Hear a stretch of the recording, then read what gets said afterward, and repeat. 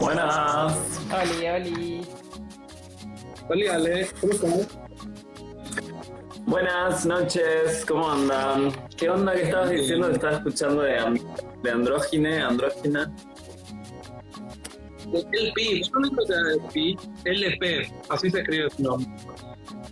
Ah, sí, lo conozco. La chica esta que canta tan bien. Que esta chica venía para Asunciónico y el Asunciónico ahora está en un veremos por cuestión del Yomina, Claro. del festival donde hubo el ataque del sicariato.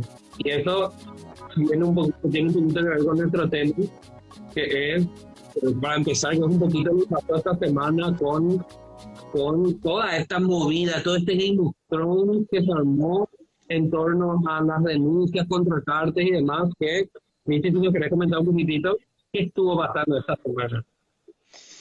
Bueno, a ver, yo voy a hacer una línea de tiempo muy arbitraria en esto, ¿eh? O sea, voy a hacer una línea de tiempo muy arbitraria y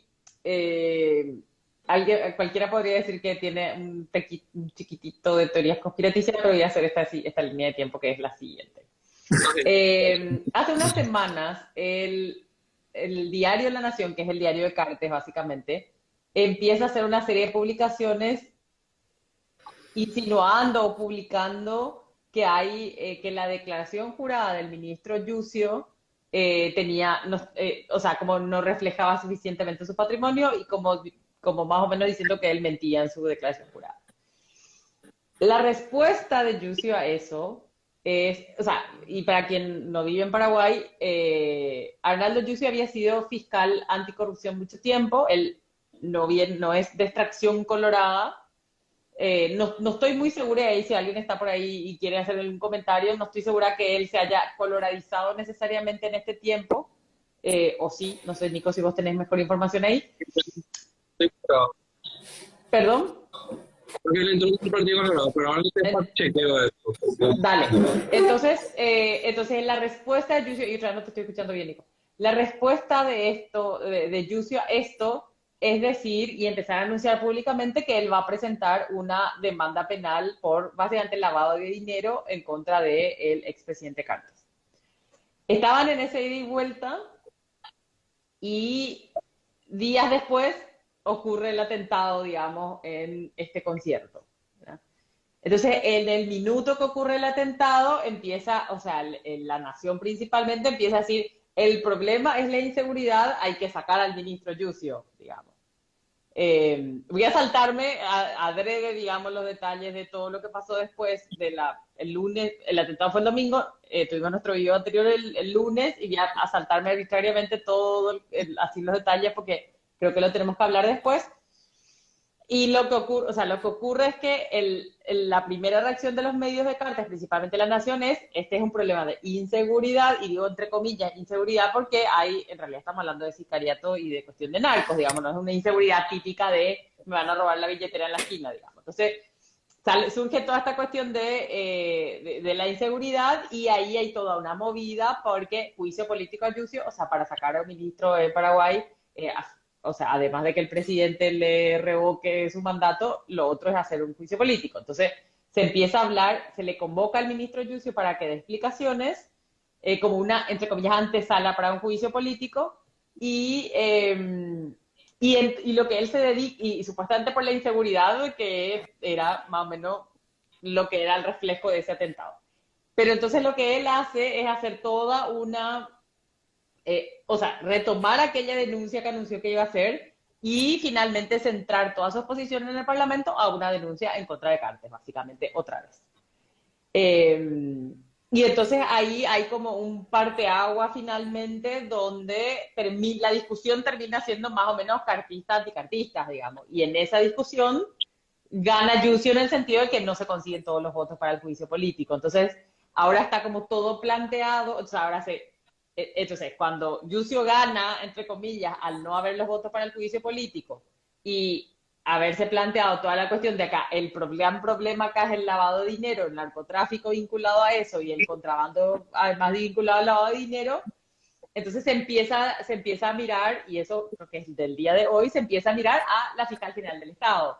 Porque entonces lo que dicen es, esperen, están todas estas denuncias abiertas, públicamente se presentaron estas y estas y estas denuncias en estas y estas instituciones, incluido la Secretaría de Prevención del Lavado de Dinero, pero como es que no hay ninguna carpeta fiscal abierta. Hay que hacerle juicio político Vichy, a la fiscal general del Estado.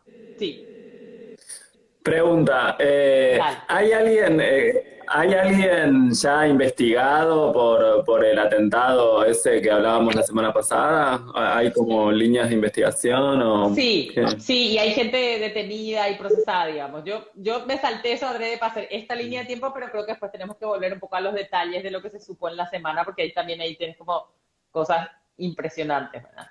Entonces, digamos, el día de hoy, ¿en qué terminó? Yo no sé, Nico, si vos tenés así como información más posterior al mediodía, que fue la última vez que yo estuve como siguiendo más de cerca. Esta mañana se empezó a hablar más fuertemente de un juicio político a la fiscal general del Estado por claramente no haber abierto carpetas fiscales y, oh sorpresa, hoy, esta mañana, la fiscal general del Estado dice, vamos a abrir estas carpetas fiscales, digamos.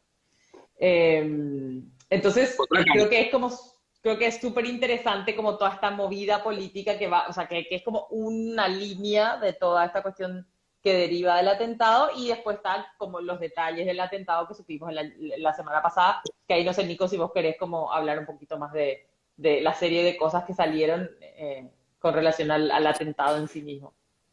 Esta semana empezó a salir información en torno a los autores del crimen, a los autores materiales, digamos, ¿verdad?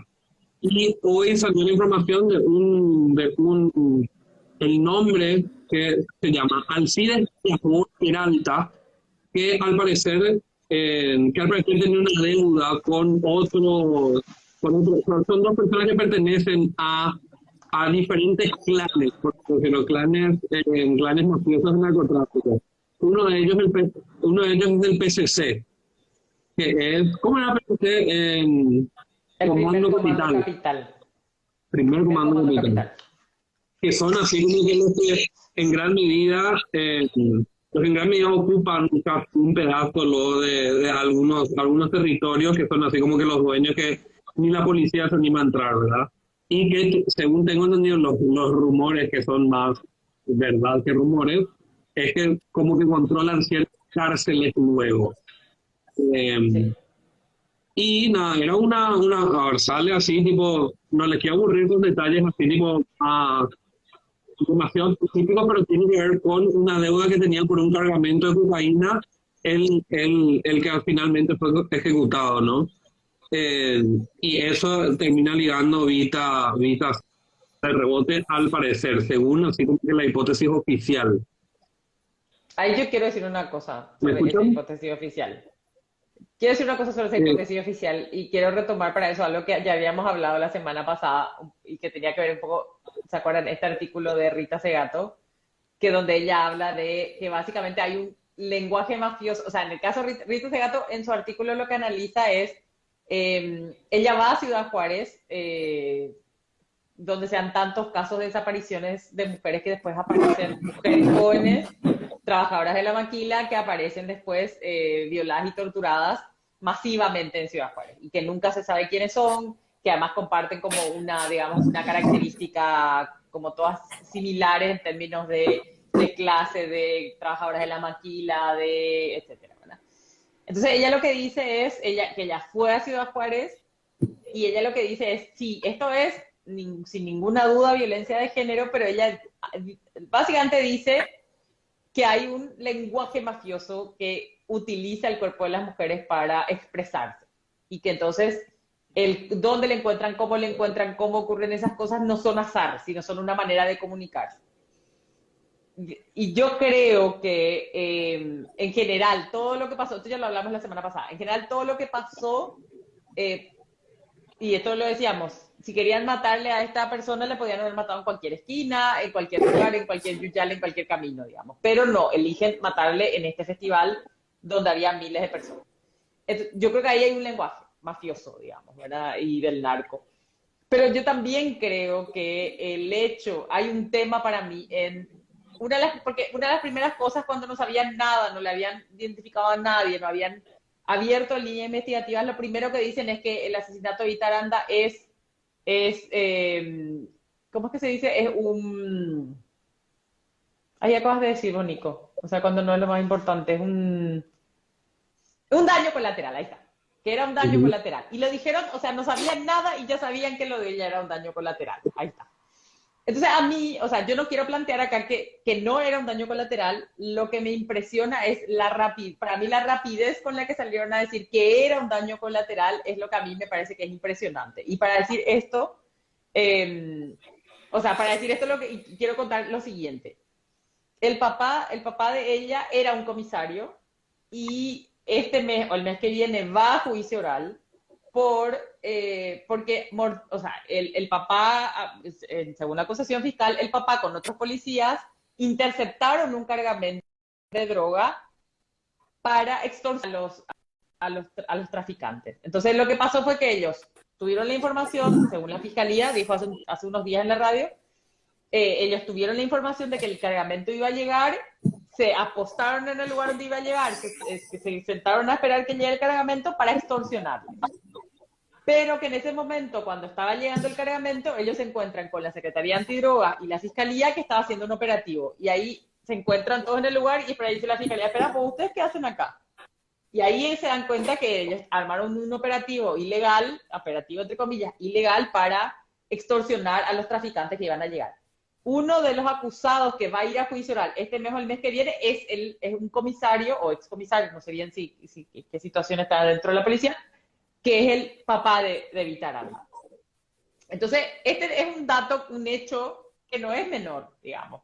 Yo no estoy diciendo que necesariamente ella era un objetivo por este hecho, pero lo que quiero decir es que me parece muy fuerte que habiendo esta información tan pública, digamos, porque o sea, son personas que van a ir a juicio oral, tan rápidamente se diga que ella es un daño colateral. O sea, para mí es que hay esta idea de que lo que le pasa a las mujeres siempre es como algo que es colateral meramente. Y además ella recibe un disparo en la cabeza. O sea, no sé si es como, o sea, eso no es una casualidad, no sé cómo decir, es muy complicado que vos digas que alguien de casualidad ligó un tiro en la cabeza que fue absolutamente mortal. No estoy afirmando que necesariamente el objetivo era ella por esto, lo que estoy diciendo es que me parece muy impresionante lo rápido y o sea, casi sin considerarlo que el Estado dijo que ella era un daño colateral. Y a mí me parece que ahí hay mucho de esto que decía Rita Segato de, bueno, los cuerpos de las mujeres en realidad no importan, porque lo que importan es la Michi, comunicación mafiosa entre los chongos, básicamente. sí.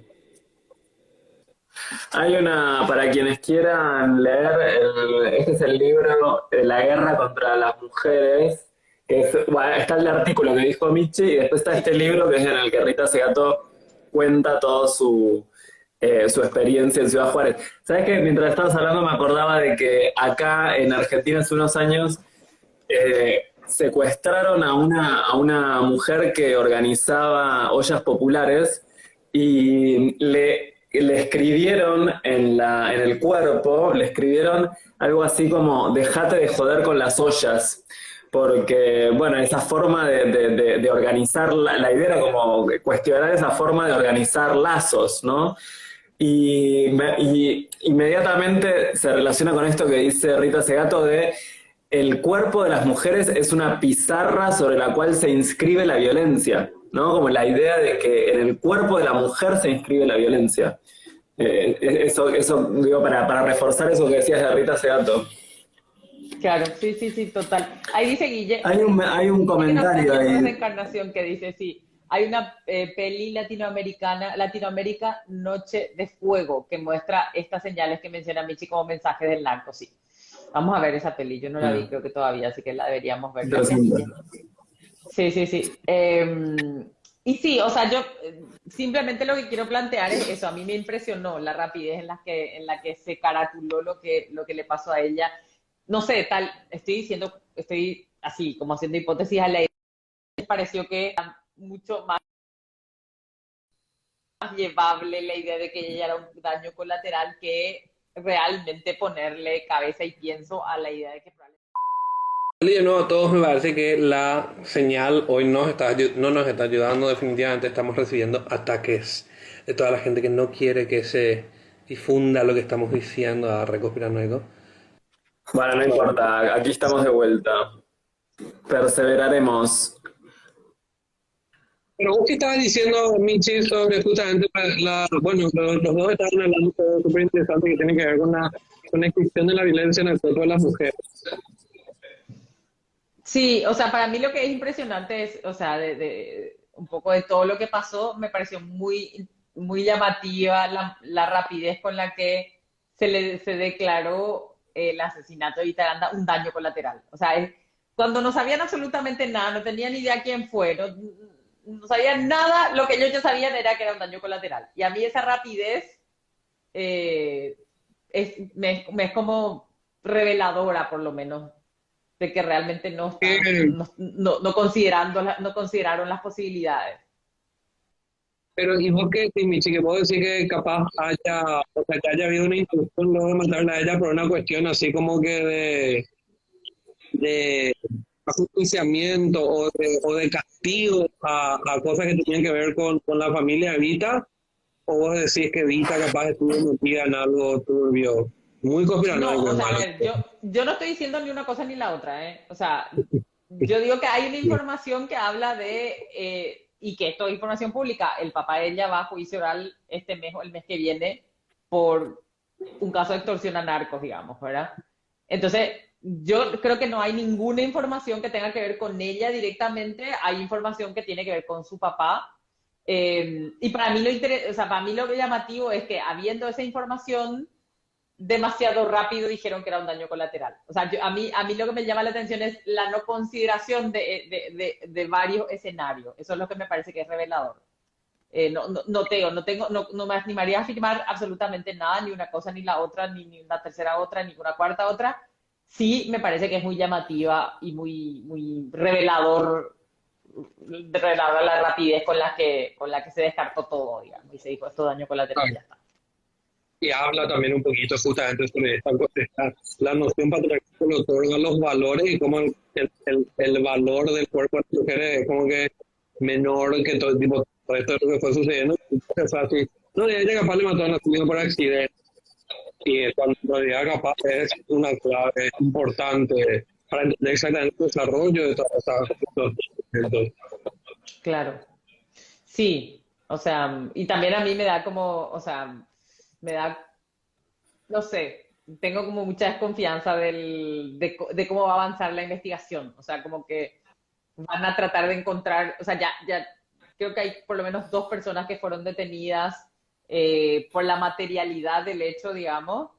Pero para mí la pregunta es como más amplia. O sea, lo que pasó no tiene solo que ver con la materialidad, que tiene que ver, pero siempre hay algo como más importante, no más importante, más grande, digamos. O sea, responde a algo más grande y yo tengo la sensación de que eso no vamos a saber, de que van a hacer lo posible digamos, descubrir lo inmediato, pero no todo lo que ocurre detrás de eso, o las razones detrás de eso. Entonces, tengo muchas dudas y me parece además muy injusto, ¿verdad? Me parece muy injusto con todo, ¿verdad? Con ella, con su familia, con todos y todas, digamos, también, que finalmente no sepamos la realidad así como más profunda de lo que pasó. Hay un mensaje acá de Abigail. En el documental de las 3 muertes de Marisela Escobedo, se nota la relación del gobierno del narco en Ciudad Juárez. No creo que haya cambiado tanto el sistema en estos años. Triste realidad. Cierto. Hay Sí, un ese documental, por favor, vean, está en Netflix. Impresionante. Sí, y hay un documental que no me acuerdo el nombre, voy a buscarlo ahora, que creo que no es este, que es sobre los asesinatos en Ciudad Juárez también. Lo que está bueno entender también para toda la gente que nos mira como que desde otros lugares es por qué esto tiene tanta repercusión dentro del establishment paraguayo, por así decirlo, dentro de la estructura de poder del Estado. Y lo que pasa es que este hecho generó levantó como una polvareda tal que es como el centro de una pelea, de una disputa de poder muy grande en el Partido Colorado, que sí que está haciendo tambalear al gobierno, ahora fíjate, a diferentes actores dentro de la cuestión así más narco, y ahora a la fiscala general del Estado, que es como que conocida y reconocida por una gestión minada de irregularidades donde obviamente y constantemente tapando, defendiendo o simplemente ignorando diferentes elementos que pueden llevar a una imputación de cárcel, justamente ahora de cárcel. Nosotros sabemos que la Fiscalía General del Estado es como que en gran medida una protectora de todo el legado cartista. Entonces, hoy que se empieza a hablar de un juicio político a él, tiene mucho que ver con en erosionar el poder que tiene el cartismo dentro del Estado.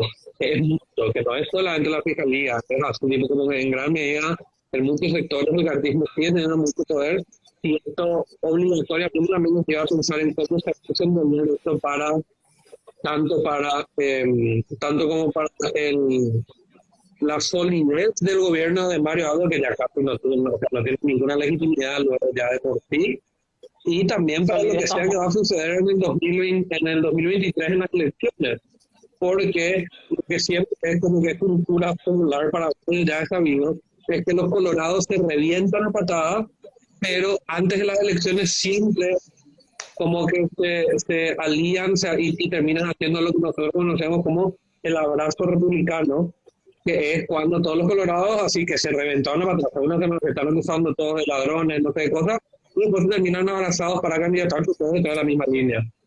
Eso pasó con Mario Abdo y con Carlos.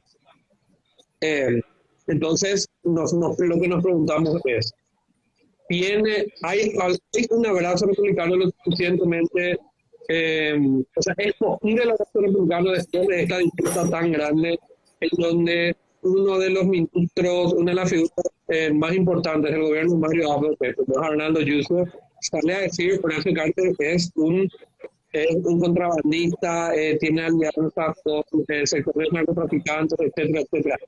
Eventualmente va a poder darse el abrazo republicano. Mucha gente está diciendo que no se va a dar. Y cuando no se da ese abrazo republicano, los colorados tambalean intensamente. Por eso es como que muy importante también todo esto que pasó. Igual que vos que decís, Michi, ¿se abrazan o no se abrazan?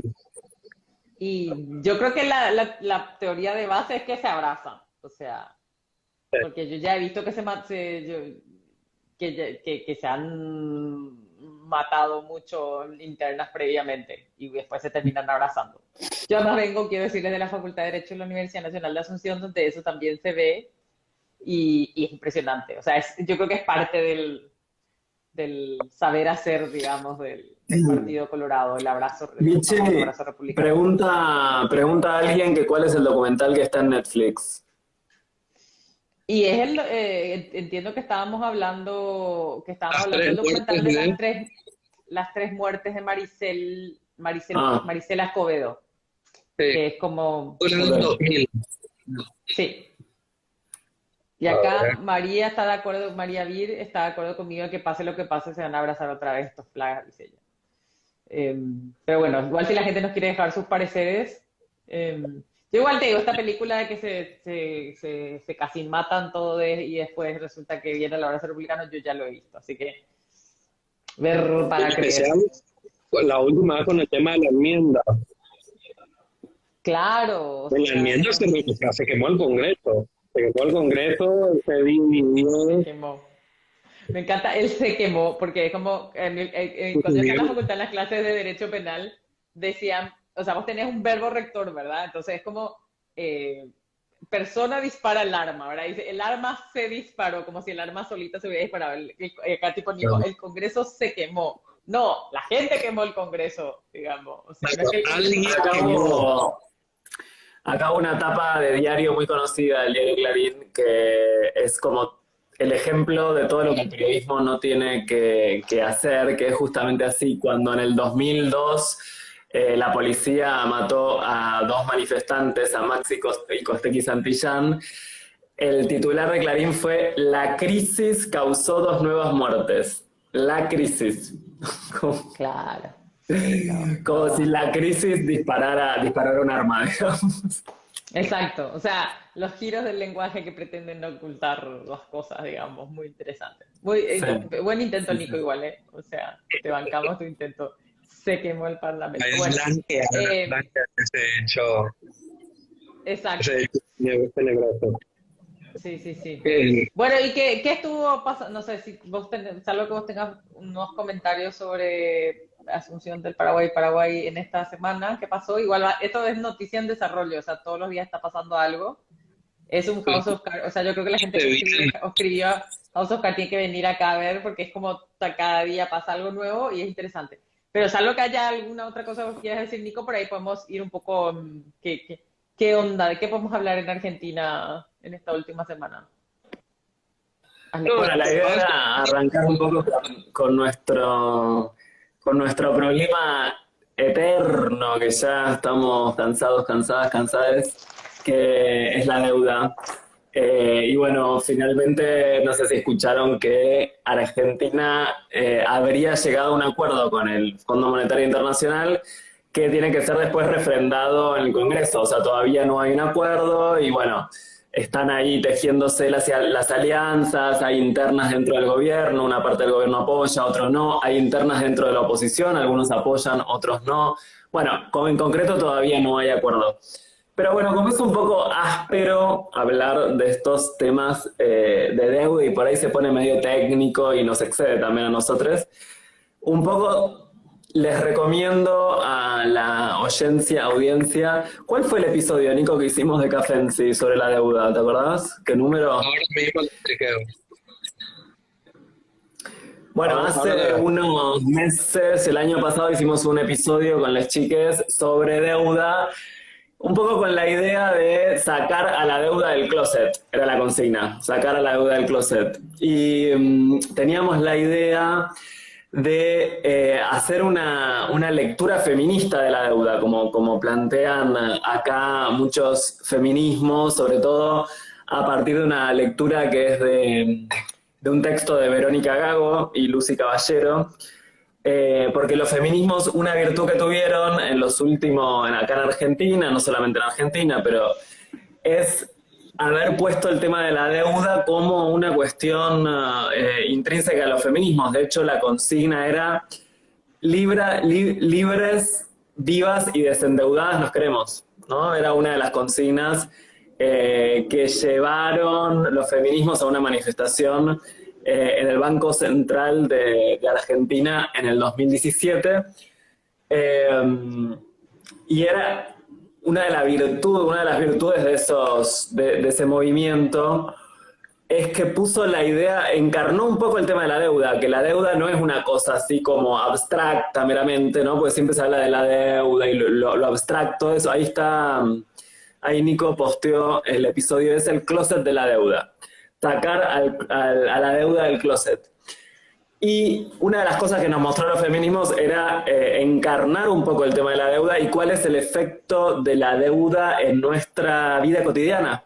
Cómo impacta en nuestra vida cotidiana. A veces se dice, bueno, Argentina debe tanto 44.000 millones de dólares, bla, bla, bla. Bueno, pero ¿cuáles son los efectos en nuestros cuerpos, en nuestra vida cotidiana? Bueno, los feminismos sobre todo pusieron el eje en cuál es el efecto en las vidas de las mujeres, cuál es la relación entre la deuda pública y la deuda privada. Bueno, no sé si se acuerdan un poco, ya hace unos meses, pero no sé si se acuerdan un poco de las cosas que veíamos en ese episodio que estaba bueno para mí para traer.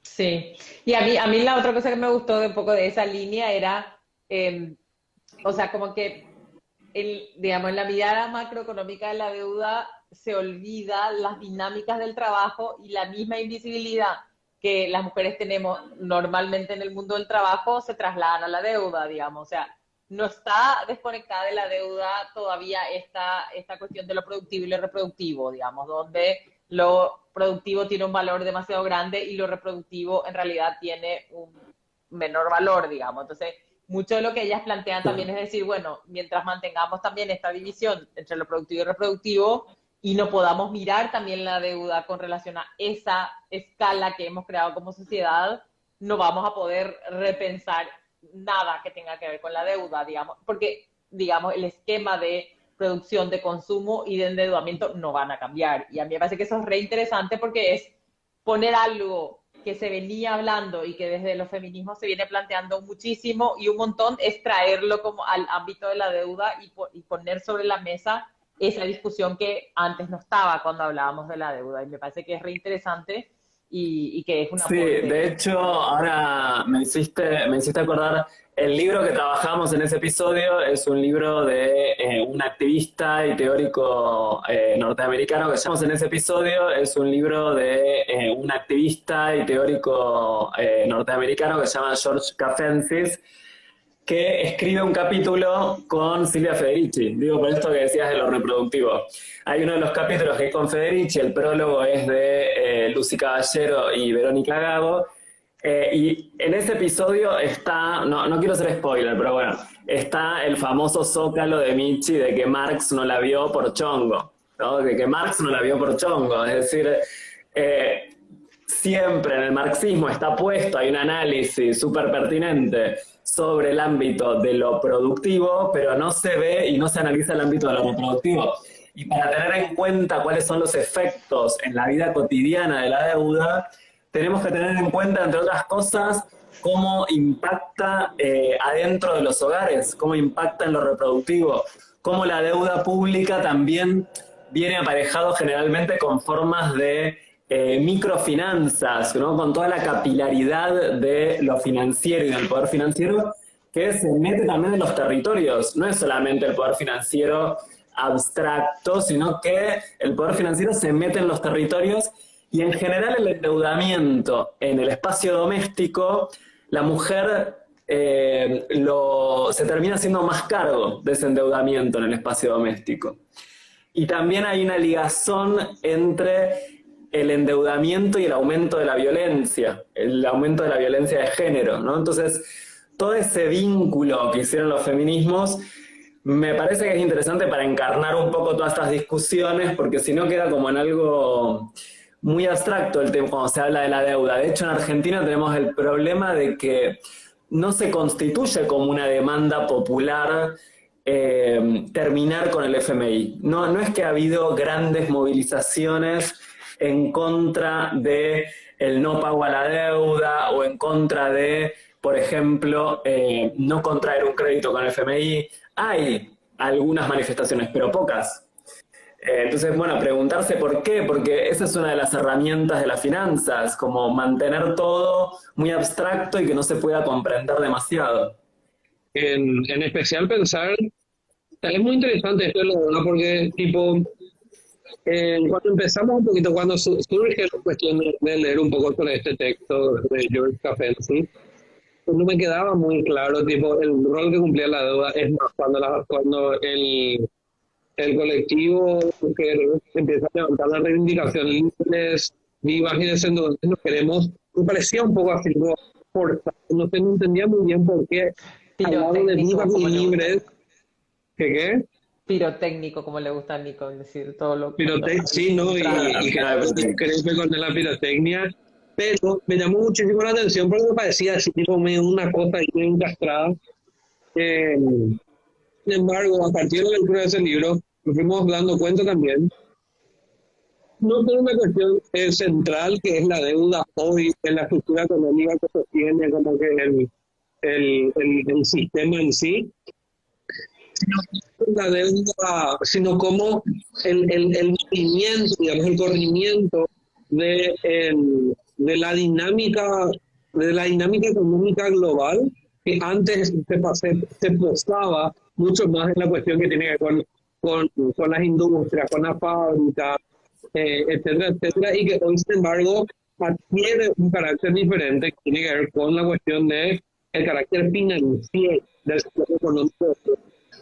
Y otra vez esto leído e interpretado en clave feminista te das cuenta sobre qué cuerpo cae con mucho más peso, digamos. Y me parece que nosotros podemos ver y realmente identificar eso, en especial con la cuestión de lo que fue la pandemia y de cómo en los barrios, en los barrios populares, principalmente quienes sostenían en los barrios eran las mujeres con las ollas populares. Acá en Paraguay, por ejemplo, pasó mucho eso, se ha entendido que en Argentina también, y de cómo está estructurada la forma en la que las sociedades producen y sostienen la vida cotidiana de la gente.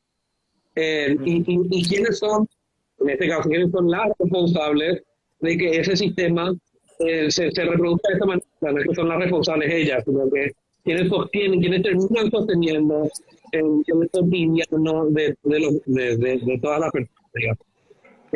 Y así es como yo creo que cuando pasó, cuando estamos discutiendo sobre el tema de la deuda, verdaderamente fue así, tipo, se abren con los ojos como el sistema financiero, que es el sistema económico hoy, verdaderamente coopta la posibilidad y la potencia de los trabajadores a la larga. Te coopta la potencia en 24 cuotas, en 50 cuotas.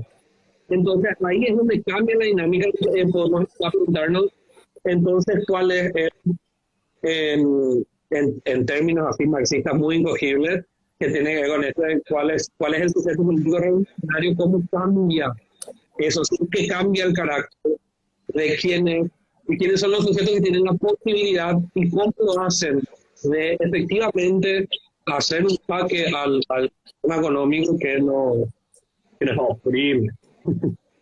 No sé qué opinan ustedes. Sí, también una cosa que me acordaba de esta frase que decía antes, que medio que estructura el libro, que es sacar a la deuda del closet, que la tiré así, como que no la explicamos. Sacar a la deuda del closet porque todo deudor, deudora, se siente avergonzada de su condición de no poder hacer frente a las deudas. Entonces, es difícil y es uno de los ejes del libro explicar los procesos de politización de los deudores y de las deudoras. Como por ejemplo en Occupy Wall Street u otros movimientos. Por eso sacar del closet a la deuda, como empezar a hablar del tema de la deuda y no tener vergüenza de eso. Y una cosa acá también muy incogible, muy ñoña, así un paréntesis ñoño, en Nietzsche empieza su libro La genealogía de la moral diciendo que deuda y culpa es la misma palabra en alemán, ¿no? Es decir, el deudor, la deudora, se sienten culpables y tienen vergüenzas de su condición de no poder hacer frente a las deudas. Entonces, por eso un poco en ese libro dice Cafensis, el límite al capital es un límite subjetivo también, como cuánto estamos dispuestos a soportar, cuánta explotación estamos dispuestas a soportar. Y de cómo esto termina repercutiendo en nuestro cotidiano y de cómo, porque al fin y al cabo es como que algo interviene directamente en nuestra actividad, porque nosotros nos vinculamos con los demás también a partir no solo de lo que decimos, sino de lo que callamos. Y la deuda es un gran silencio. Y otra vez tiene que ver con los valores neoliberales me da vergüenza, primero de nada, tener que pedir prestada plata o tener que endeudarme, no tener así directamente para pagar. O sea, eso es para empezar, ¿verdad? Después, sostener la deuda y después otra vez, no poder pagar, tiene muchísimo que ver justamente con esta construcción cultural, inclusive del neoliberalismo en torno a, y encima, algo que decía Verónica Gago, que es muy interesante, que Verónica Gago habla mucho de este tema, así que le recomiendo a la gente que está escuchando este video. Parte de su trabajo tiene que ver con esto. Es como muchas veces esa deuda, o sea, uno se endeuda para poder pagar cosas que no son del primer orden, por así decir. Para festejar el 15 años a tu hija, para unas vacaciones en lugares como que de un nivel socioeconómico como que un poco generalmente un poco más alto de lo que uno puede alcanzar así normalmente, etcétera, todo para comprarse cosas de mejor, que tengan como que un mejor capital social inclusive. Todos estos elementos que después eso tratado a tipo avanzando, saliendo como que entrando en el periodo de Macri, empieza a convertirse en esa duda para como que cumplir o acatar como que un mandato socioeconómico se vuelve en poder satisfacer en bienes de primer orden, como la comida, como el alquiler, como los servicios básicos, etcétera, etcétera. O sea, como hay exportación, y eso obviamente también deriva en cuestiones que tienen que ver con el trabajo, en el sentido de que no es mucho más difícil militar, activar, formar parte de un sindicato, por ejemplo, teniendo estas ya penas iniciales, por así decirlo, es porque uno tiene que asegurarse poder pagar esa deuda, porque si no se hipoteca, puedes perder muchísimo. Entonces, comento un poquito de esto como construye muchas veces nuestra subjetividad y nuestra forma de entender la realidad, que no es simplemente una cuestión meramente material, también tiene que ver con la forma en la que nos relacionamos con los demás. Sí, igual ahí yo quiero decir, o sea, con pie de página eso que vos acabas de decir, Nico, porque es como que, o sea, así puesto sonara como que el problema es lo que la gente consume. En realidad, el problema no es lo que la gente consume, es que esos deseos de la gente no son parte de la discusión sobre esto. O sea, para mí ese es el problema. O sea, el problema no vamos a decir, ay, por favor, no quieras el teléfono tal o no quieras irte de vacaciones.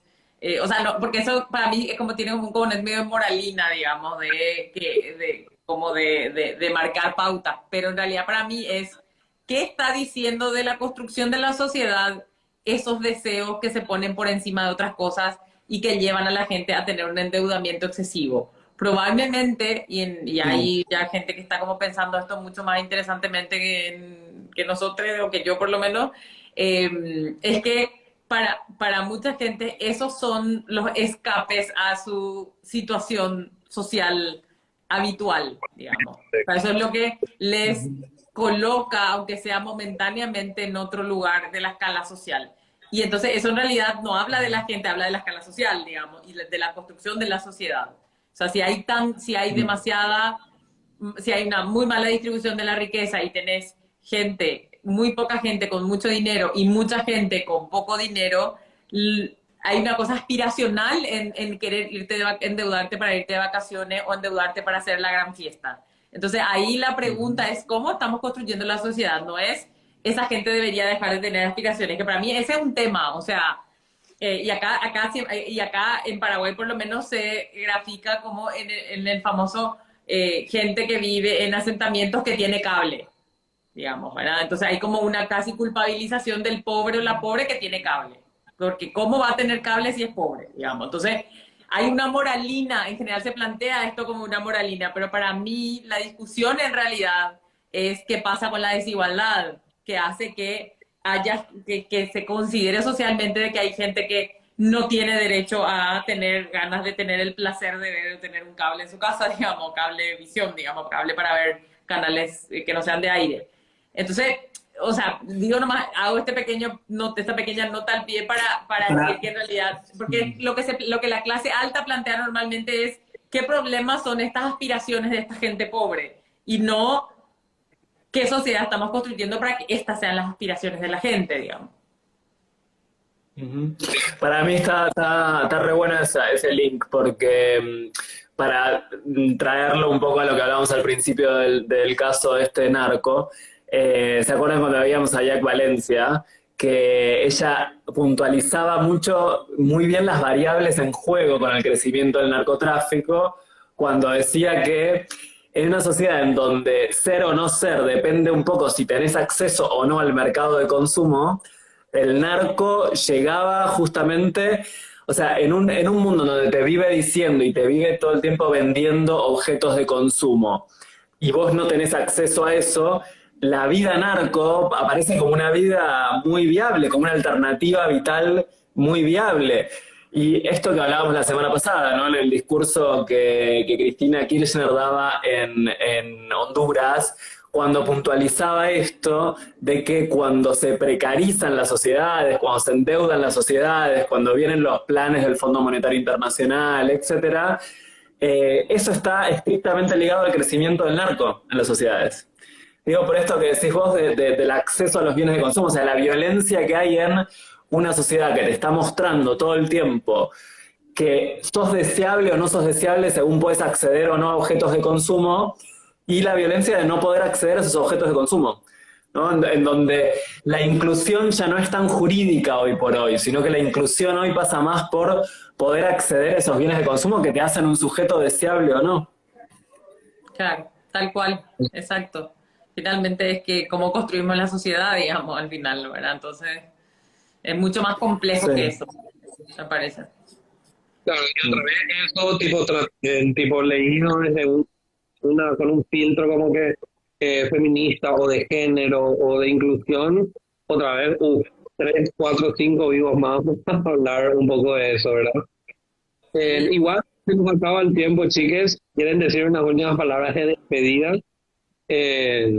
Le metimos ¿A vos te duró una hora ese habano o es otro? ¿A vos te duró una hora ese habano o es No, otro vos habano? viste que estuvo Nicolás, yo les quiero decir, quiero que sepa la gente que nos está viendo, que Nicolás, nosotros llevamos 2 años de un amor intenso de todos los lunes a las 9, 10 de la noche, horas y horas de discusión y debate, y Nicolás no quería cenar frente a nosotros. Ahora, cuando vivo, el tipo cena, se arma el cigarro, no se va, pronto va a escupir en vivo. O sea, les quiero decir que hemos pasado de el pudor del 100% de los años de pandemia de Nicolás a, o sea, Nicolás se nos va la próxima se nos desviste en vivo, no sé cómo decirte.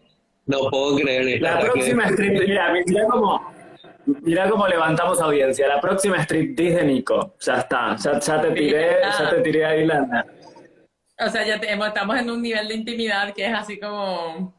Vamos a hacer eso, sí, vamos a ver si es que llegamos al vivo número 20 y ahí vamos a ver quién hace striptease.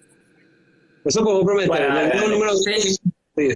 Por supuesto, Vamos vamos a a ver. prometer que no voy a hacer yo, porque eso sería muy cliché. Todos sabemos que va a hacer. Todos sabemos que va a hacer. No. Todos sabemos Acuérdense que que somos... haciendo. La orquesta ñoña se supone que es... Sí. divergente. Todos sabemos que va a terminar siendo Mar porque va a ser el striptease. Todos sabemos eso. Tal cual. Sí, seguro. Bueno, Bueno, chiquis. cualquier cosa, estamos siempre en la semana recibiendo sugerencias para qué hablamos el próximo lunes, así que si quieren dejarnos sus comentarios en las redes de Puto el que lee, Censurado 108, y ahí están también mis redes y la de Ale, estamos más que felices de recibir sugerencias para el próximo video. Así que bueno, gracias por conectarse, otro lunes más, les quiero, chiquis. Cualquier cosita que nos quieran enviar, memes, mails, cuentos, noticias, lo que sea, estamos abiertos y escucho tus comentarios. Nos vemos, compadre. Chao, Chao. lunes. Chao.